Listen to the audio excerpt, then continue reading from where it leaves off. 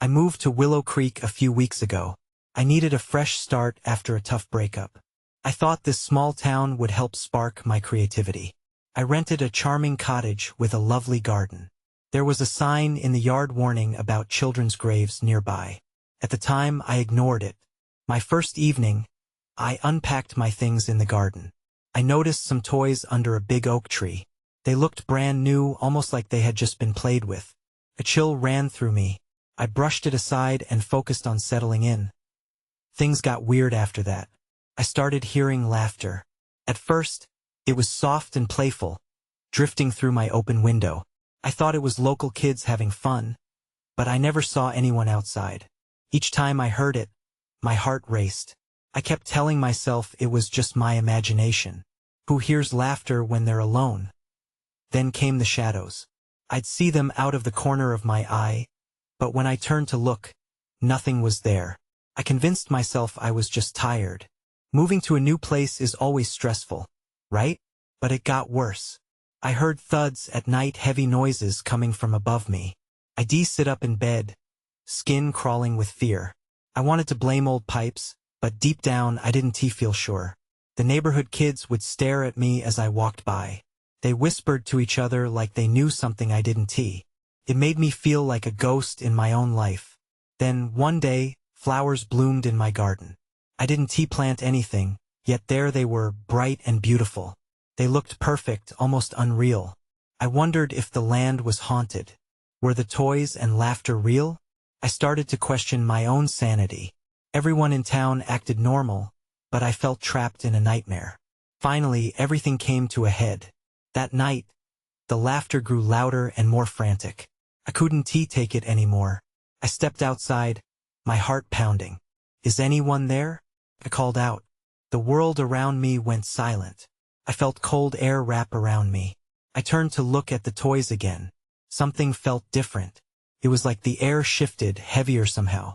Then the laughter stopped. Everything went still. I felt the hair on my arms stand up. What if the past was coming for me? I stood frozen, waiting for an answer. I didn't know what to think. My heart pounded in my chest. The sensation of being watched crept over me. I had to know what was happening. But did I really want to find out? Felt like the shadows were calling to me. Maybe they wanted something. I just stood there, heart racing, wondering what the night had in store. What had I gotten myself into? The next morning, the sun filtered through my bedroom window, casting a warm glow around me. I woke up feeling exhausted, as if I hadn't slept at all. My dreams were filled with laughter and fleeting shadows. I shook off the unease and decided it was time for some answers. I needed to know more about this place and its history. I reached for my phone and looked up local history about Willow Creek. My search led me to an old article about the Henderson family, who had lived in my cottage back in 1863. They had faced a devastating tragedy when 3 of their children passed away in a fever outbreak. I felt a shiver. Was this why the toys were there? Were they left behind? Or was it something more? I grabbed my jacket and stepped outside. I needed to get to the bottom of it. As I walked to town, I noticed the children watching me again. Their whispers floated through the air like a haunting melody. One girl, with bright blue eyes, stepped forward. "You shouldn't play in the garden," she said, her voice barely above a whisper. I frowned. "Why not? There are things there." "Things that belong to them," she replied, glancing nervously over her shoulder. "You have to be careful." I couldn't tell if she was warning me or just being superstitious, but I felt a knot tighten in my stomach. I thanked her and continued on my way. I decided to visit the local library. If the answers were buried in history, I had to dig deeper. The librarian, an elderly woman with glasses perched on her nose, guided me to a collection of old town records. Among the dusty tomes I found references to the graves. Each child had a name etched in stone. They were just names to me, but the way they were described made them feel real, like spirits still lingering in the garden. As I immersed myself in the stories, I felt a strange presence. A cold breeze swept through the room, making goosebumps rise on my arms. I turned to see a flicker of movement behind a shelf. My breath hitched. I couldn't shake the feeling that I wasn't alone. After hours of research, I learned more about the Hendersons. They had visited their children's graves every Sunday, eternally mourning their loss. But the records ended abruptly. There was no mention of what happened after. My curiosity overpowered my fear. I had to know how the parents coped after such a sorrowful event. On my way home, I rehearsed what I would say to the kids in the neighborhood. I figured if they were involved somehow, I could gain their trust and learn more. But when I reached my yard, everything changed. The toys were arranged in a circle, facing my front porch. My breath caught in my throat. I swear I hadn't touched them. Yet here they were, as if waiting for me. A powerful urge to sit among them washed over me. When I saw it, a pale figure lingering near the big oak tree, its form barely visible against the sunlight. My heart raced. Was I really seeing this? I felt drawn to it, but every instinct screamed at me to run. Before I could decide what to do, the laughter returned, echoing louder than before, and for the first time it sounded different. It wasn't just playful. It was desperate. My stomach clenched. I had to confront whatever was happening. But as I took a step closer, everything went dark. When the darkness enveloped me, a pulse of fear shot through my veins. I couldn't tell if my eyes were just adjusting, or if something was shifting in the shadows around me. I felt weightless, as if I were floating between two worlds. The sounds of laughter faded into silence, leaving only the rhythm of my heart thumping in my ears. Then suddenly, a beam of light pierced through the darkness, illuminating the oak tree. Instinctively, I stepped back, my heart racing even faster. Was it a trick of my mind? I blinked against the bright light. Just as I focused on the area around the tree, I spotted the pale figure again. This time it looked more solid, standing there defiantly. My breath quickened. "Who are you?" I called out, my voice hesitant. There was no answer, but I felt a chill brush against my skin, as though the air itself held its breath. I glanced back at the toys. They seemed to shimmer in the faint light. It wasn't just an arrangement. It was a gathering. I took a deep breath and stepped forward, the urge to know overcoming the fear. "Are you the Henderson children?" I asked, feeling foolish even as the words left my lips. The figure moved slightly, as if it acknowledged my question. My heart thundered. It was a child's form, and I could see it clearer now, a girl with familiar bright blue eyes staring back at me. "You shouldn't have come here," she whispered, and her voice trembled across the air like an autumn wind. "Why not?" I protested, feeling a mix of defiance and concern. "Because you don't belong," she replied, her expression shifting. For the first time I noticed sadness in her eyes. "This place, it holds our memories. You have to leave." I hesitated. "But I can't leave without knowing what happened to you." The girl's face tightened. "You shouldn't dig into things that are buried," she warned. "They can wake up." I swallowed hard. So it was true. The grave markers I had seen were more than just stones. They were barriers separating the past from the present. Suddenly, I realized she wasn't just warning me about the past. There was something else lurking beneath the surface. I turned to the garden, anxiety bubbling in my chest. What if the presence I felt was not just the children's spirits? An uninvited thought crept into my mind. What if the tragedy hadn't ended with their deaths? Before I could voice my worry, the girl stepped back into the shadows, fading like mist. "You have to be careful," she echoed, her voice quieting until it was almost imperceptible. I looked around, bewildered. The laughter was back, not just echoing but building into a cacophony. My skin prickled, sensing movement all around me. Panic surged through me, and I dashed toward the house, desperate to escape whatever was unfolding around me. I had to find answers. I could no longer let fear control me. But as I reached for the doorknob, I felt its cold fingers gripping my wrist from behind. I turned slowly, my breath hitching in my throat, a new chill settling over me. Someone or something was in my garden. I felt my heart race as I turned slowly, ready to face whatever was behind me. The grip on my wrist tightened, sending a jolt of ice through my veins. Instinct kicked in. I jerked my arm away, spinning around to confront my unseen captor. But there was no one there. The laughter persisted, louder now, but it felt distant, like echoes from another realm. I scanned the garden, the toys becoming mere shapes in the shadows. Then I noticed it. A figure barely visible behind the oak tree, cloaked in darkness. Was it the girl? I called out, "Show yourself." My voice trembled, but I refused to show fear. The figure paused. For a moment, everything fell silent, the cacophony of laughter dimming to a whisper. It stepped towards the light, and I recognized the familiar bright blue eyes again. But this time it seemed different, angrier. "Why did you come?" the girl asked, her voice filled with a mix of sadness and frustration. "You're not supposed to be here. I need to know what happened to you." My determination almost surprised me. I stepped closer, my fear battling with my curiosity. "You said I shouldn't dig up the past, but it seems like I'm the only one who can."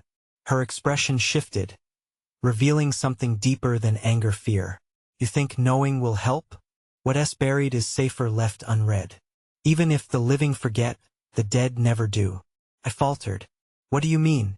Suddenly, the air thickened, pressing down on me. Shadows swirled, and I felt an unsettling energy coiling around us. I glanced back at the house, the familiar sanctuary of my home now feeling miles away. A part of me wondered if I should try to escape, but my feet stayed planted, pulled by her intense gaze. "They were taken," she said, her voice dropping to a whisper. "Not just from life but from memory. They made sure we wouldn't come back, that we wouldn't remember the horrors." "Who? What horrors?" I asked, my skin crawling. Before she could answer, the laughter erupted again, fierce and wild, now sounding as if it were coming from all directions. My heart rate quickened, an urgent alarm ringing in my ears. The girl's face twisted in fear, more palpable than I'd seen before. "Leave," she shouted, her voice breaking. "Now." I hesitated, torn between the urge to flee and the need for answers. And just then, I caught something out of the corner of my eye, a flicker of movement, dark and large, shifting amongst the shadows beyond the oak tree. That's when I saw it. A shadowy figure creeping into the light with eyes that glowed like dying embers. A force field of dread settled around me. "Run!" the girl screamed, her voice now urgent and desperate. "You have to get away." With a burst of instinct, I turned and bolted toward the house, adrenaline surging through me. But just as I reached the door, I heard the unmistakable sound of soft footsteps behind me. Someone or something was coming, and I realized in that moment, whatever wove through this garden wasn't just a memory. It was a real, present danger. I burst through the door and slammed it shut, my breaths coming in harsh gasps. The familiar smell of the house filled my lungs, but comfort was nowhere to be found. I pressed my back against the door, my heart pounding so loudly I thought it would burst from my chest. The house felt almost eerily quiet now, like a fragile piece before a storm. That I started scanning the room, searching for anything that could shed light on the girl's warning. Books lined the shelves, family photos adorned the walls, but nothing felt like it could disrupt this weight of dread. I turned towards the hallway, eyes darting from one shadowy corner to the next. A shiver swept through me at the thought of the figure outside. The girl had warned me to leave, but what if she was right? Did I really want to dig deeper? Just then, a loud thud echoed from the back of the house. I glanced toward the kitchen and felt my pulse race again. I hesitated. There was something pulling me toward the noise. Was it curiosity, or was it something darker? I crept down the hallway, each step careful and deliberate. The thud came again, followed by rustling. My instincts screamed at me to turn back, but instead, I pushed forward, heart pounding in rhythm with my steps. As I reached the kitchen doorway, I paused. The air felt heavy, the silence oppressive. Then I saw it, the back door slightly ajar. There shouldn't have been anyone there. My family was out, and the girl's warning echoed in my mind. I stepped closer and felt a chill brush past me, as if a cold wind had swept through the room. My breath caught as I caught sight of something on the floor, a small, twisted doll, its button eyes staring up at me. A chill ran down my spine. How had it gotten here? I didn't own any dolls like this. It looked old, worn, and a sense of foreboding seeped into my bones. I picked it up, but the moment I touched it, I felt a rush of dizzying energy, visions flashing through my mind, laughter. But there was something wrong about it, dark and twisted. Suddenly, the front door slammed shut, the sound reverberating through the empty house. My heart leaped into my throat. I whirled around, but no one was there. I turned back to the doll, my hands shaking now. I had to know what was happening. What did it mean? I needed answers. That S when I caught the faint sound of children laughing again, echoing through the air, now close enough to be unsettling.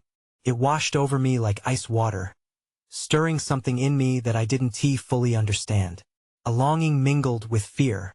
I quickly glanced toward the hallway, my pulse racing. The voices were getting louder. They felt close, too close. I needed to move, but could I face what lay ahead? And then I heard its soft whispers calling my name, urging me to come closer. Shadows twisted at the edges of my vision, and I understood then. I wasn't alone. I needed to find out who was really here, and what they wanted from me. I took a deep breath and steadied myself, preparing to walk back into that darkness. What I would uncover next could change everything. I stepped into the kitchen, heart racing, and felt the whispers tugging at me like a thread woven through shadows. The childlike laughter drifted, growing louder, more insistent. I paced toward the back door, eyes darting around for any sign of life, any clue about what was happening. The door still stood slightly open, the afternoon light spilling into the dim room like a warning. I glanced back at the twisted doll clutched in my hand, its eyes seeming to glimmer with malign intent. Something in me urged caution, but the whispers were relentless.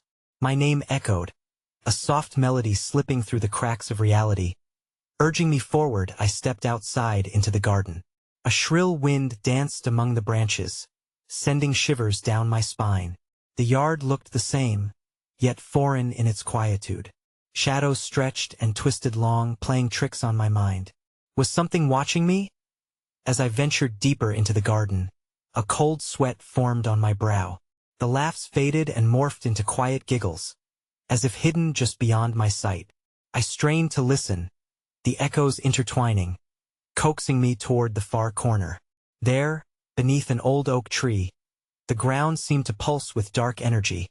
As if hiding something beneath its surface, I approached the tree, its gnarled roots jutting out like fingers clawing at the earth. I could feel a pull like gravity drawing me closer.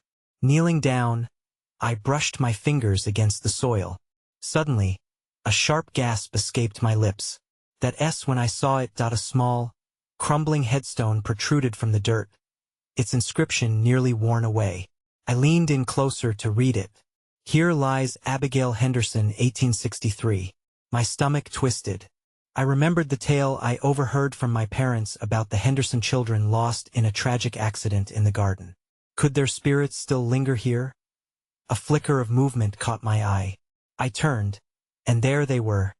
Faint outlines of children swirling around the garden, their faces sad yet expectant.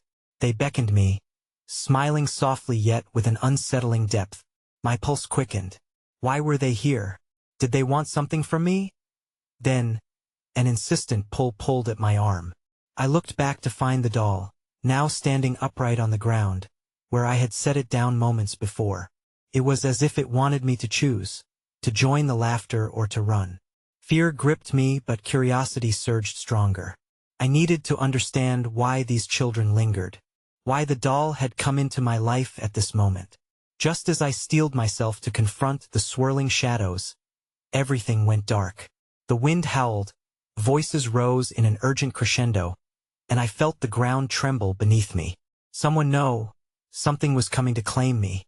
The moment the darkness engulfed me, I felt a chilling surge through my body. My breath hitched. I couldn't see, but the cacophony of voices swirled around me, high-pitched and overlapping, like a chorus of ghosts. My heart pounded, each beat echoing in my ears. I reached out, my fingers brushing against the rough bark of the oak tree. It anchored me to reality, a lifeline in the void.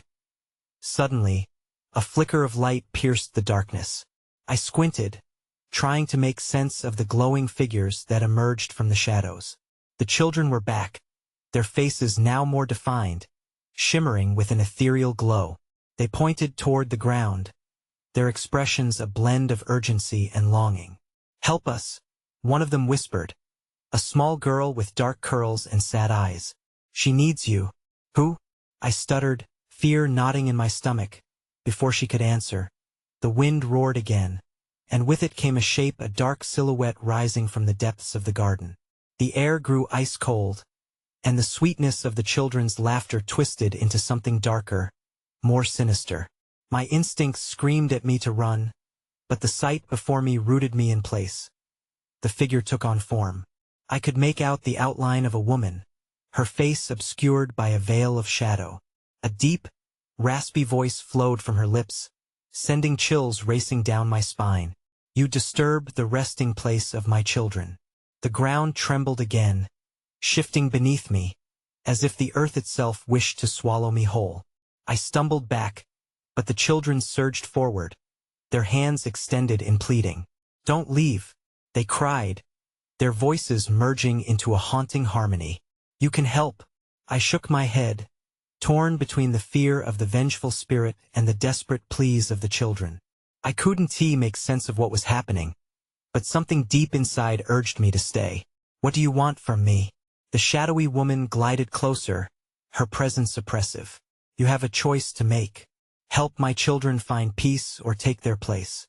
The last words echoed ominously, reverberating in my mind. The children fell silent, staring at me, their eyes filled with a mixture of hope and despair.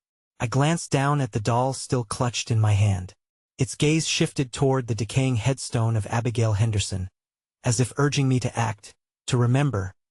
The woman's laughter turned sharp, slicing through the air. "Time is running out." With that, she reached toward the children, and they cried out, their images flickering like candlelight. Panic coursed through me. "What do you mean? How can I help?" "Come to us," the little girl implored, her voice trembling. "We'll show you." In that moment, I felt a pull in my chest, a connection forged in desperation. The ground beneath me surged with warmth, and I could almost hear the whispers of their dreams among the roots and soil. I had no choice. I had to do this. With a deep breath, I stepped forward, guided by the soft glow of the spectral children. As I crossed the threshold between light and shadow, I felt the last vestiges of resistance leaving me, and that when the ground beneath me shattered. The shock of the ground splitting open sent me tumbling forward. I landed hard, dirt and grass flying up around me. Panic surged as I scrambled to get up, feeling the rough earth beneath my hands. The children's faces faded from my view, their glow dimming into the void. I looked around, trying to parse my surroundings, but the darkness had thickened again, swallowing the light. I heard the echoes of laughter, but it twisted into cries of despair. "Help us!" they rang out, a chorus that stabbed at my heart. Getting to my feet, I felt unsteady and hollow. "Where are you?" I called, my voice shaky. No response came. Instead, an overwhelming chill zapped through the air, as if the garden itself was holding its breath. I took a cautious step forward, aware that I had crossed into a newly unfathomable realm. My fingers brushed against a hard, cold surface, something solid. I realized it was a stone, similar to the ones I'd seen before. Abigail Henderson's grave. The name sent a wave of nausea over me. Had I truly come here to help? I needed to move. I turned, squinting through the fog. "What do you want me to do?" I shouted, my voice teetering on the edge of desperation. The chill in the air intensified, swirling around me. With sudden clarity, I remembered the doll still in my grip. It felt heavier now, almost like it was pulsing with energy. I lifted it before me, hoping it meant something in this dark space. "Is this what you need?" A faint shimmer ignited at the edges of the doll, illuminating a pathway ahead. With hesitation, I followed the light, the voices crescendoing into a steady chant. Each step reverberated within me, urging me onward. The trail led me to a cluster of shadowy forms, unmoving yet palpable with sorrow. As I approached, they shifted, revealing a small clearing. The children were there, clustered together, their faces pallid but filled with an intensity that made my breath hitch. "Please, you must find her," the little girl begged, her eyes wide, almost pleading. "We can't go until you do." "Who?" I breathed, overwhelmed. A figure stepped from the shadows, a woman, resembling the shadowy silhouette I had encountered. Her eyes were dark pools of despair, searching mine. "Abigail is trapped. Only you can release her." I stumbled back, the weight of their stares heavy on me. "How?" "I don't know what to do. Remember," they whispered, their voices melding into the wind. "Remember who she is to you." That S when I felt another presence, something darker, watching. My heart raced as I turned, scanning the periphery. A flicker of movement caught my eye, a shape lurking in the shadows. "Who is there?" I called out, my voice wavering. In response, a low, chilling laugh echoed through the clearing. "You've come a long way, but you'll never find her," it taunted. I felt the grip of fear squeeze my chest. This wasn't over. I had to uncover the truth about Abigail. I had to confront whatever darkness lurked in the garden. But first, I needed to understand what had happened here long ago. Just then, I noticed something glinting on the ground, half buried in the soil. My heart raced again. That S when I realized that could be the key. I knelt down, heart pounding, as I brushed aside the dirt and leaves. My fingers closed around the object. It was a small locket, tarnished but intricately designed. I could make out the faint outline of a figure etched into its surface. Carefully, I pried it free from the ground, my breath catching in my throat. "This must mean something," I whispered, hoping the children could hear me. I held it up, the locket catching the faint light from the doll. In that moment, the clearing around me seemed to shift again, the shadows lengthening and twisting unnaturally. "Please," the girl's voice urged again, her ethereal form flickering. "You have to open it." I hesitated, fear gnawing at me. Whose face would I find inside? What if it only deepened the mystery? But the urgency in her gaze pushed me on. I flipped the locket open, wincing as the metal creaked. Inside I found two portraits. One was of a young girl, wide-eyed and smiling. The other was of a woman who looked eerily familiar. Was that Abigail? The resemblance was undeniable. "Do you see?" The girl pressed, stepping closer. "That's her. You need to find her bones. They're buried beneath the twisted roots." "Roots?" I echoed, glancing around, trying to gauge my next move. The garden was dense with foliage, branches curling and intertwining, shrouding what must be buried beneath them. "Follow the light," a boy urged, pointing toward the path the doll had illuminated. "Before it's too late." Just as I pivoted to carry out their request, the chilling laughter returned, louder this time. "You think you can meddle with time? You're foolish to think the past will let you walk away."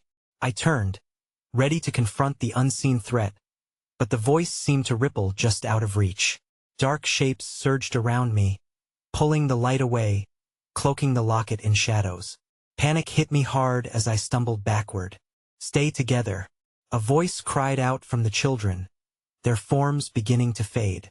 "You must remember, love is the key." Love. It felt like a lifeline tossed into the swirling storm of confusion. But do I have that kind of strength? Could I really challenge whatever tormented this place? With resolve, I plunged toward the twisted roots the girl had mentioned, my hands scraping against gnarled bark and dirt. I felt a heaviness, a weight pressing downward as I unearthed each layer. My fingers were numb, fueled only by the promise of discovery.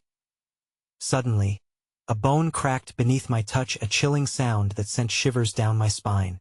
I froze, overwhelmed by dread. But as I drew back, I realized I was beside something that felt significant. I could feel it. As I carefully brushed more earth away, a horrifying realization dawned upon me. This is her," I whispered, recognizing the remnants with dread. I had unearthed the truth, but it was more twisted than I had ever imagined. "Find her spirit," the girl urged, her voice now faint. "You must call out to her. It's their only chance." "Abigail," I shouted into the thick air, my fear morphing into a fierce determination. If you can hear me, I'm here to help you. The ground trembled, and suddenly everything went dark. In that suffocating darkness, time blurred. I felt weightless, caught between fear and an inexplicable pull toward the unseen. My heart raced as I struggled to breathe, the air thick and stifling around me. Then, a faint glimmer of light appeared, illuminating the contours of the world I had just explored. I willed myself toward it, desperate to escape whatever force had wrapped its icy grip around me. As I stumbled into the light, the landscape shifted. I found myself back in the garden, but everything felt different. The laughter was gone, replaced instead with a deafening silence, punctuated by my heavy breaths. The shadows were no longer teasing. They loomed, thick and oppressive, swirling at the edges of my vision but keeping their distance. "Abigail?" I called into the stillness, my voice echoing off the walls of my own uncertainty. The air hung heavy with anticipation. No response, only the rustle of leaves in the gentle breeze. I strained to catch the faintest whisper, the slightest hint that I wasn't alone. Then I felt it, a small, familiar tug at my sleeve. I turned, eyes widening as the apparition of the little girl with the blue eyes stood before me, her expression one of ache and hope. "You did it," she whispered, her voice soft yet electric in the quietude. "Did what?" I was bewildered, a storm of emotion churning in my chest. "What happened to the darkness? Where's Abigail?" "The shadow was afraid," she explained, glancing over her shoulder as if expecting an attack. "When you found her bones, you called her back. But she's still in pain. We need to help her finish what she couldn't." I steeled myself as fragments of their pleas drifted through my mind. "Love is the key." My heart clenched. "How?" I breathed, desperation flooding my voice. The girl pointed toward the oak tree, its gnarled branches several feet away, as if beckoning in silent anguish. I took a step forward, feeling an inexplicable pull drawing me toward it. As I neared, I noticed a faint outline shimmering around the base of the tree, a small, soft glow whispering of warmth and belonging. "Touch it," she urged, her voice growing fainter. "Remember her." Closing my eyes, I reached out, pressing my palm against the rough bark. It was strangely warm, alive under my touch. Memories surged to the forefront of my mind, fragments of childhood laughter, shared moments of joy, fleeting images of love. I remembered every hug, every celebration, every heartache that made loving so profoundly beautiful. Taking a deep breath, I whispered, "Abigail, we're here for you." Instantly, an electric current surged through me as if I were lighting a fuse. A gust of wind whipped through the garden, bringing with it a crescendo of lost laughter. The air crackled with anticipation, vibrating with the resonance of otherworldly emotions. The shadows twisted wildly, the fears, the regrets, the pain. And just as I felt myself being pulled into the chaos, I saw her, a shimmering figure breaking free from the clutches of the dark. Abigail, her form was nebulous, a soft glow illuminating her features as she floated toward me.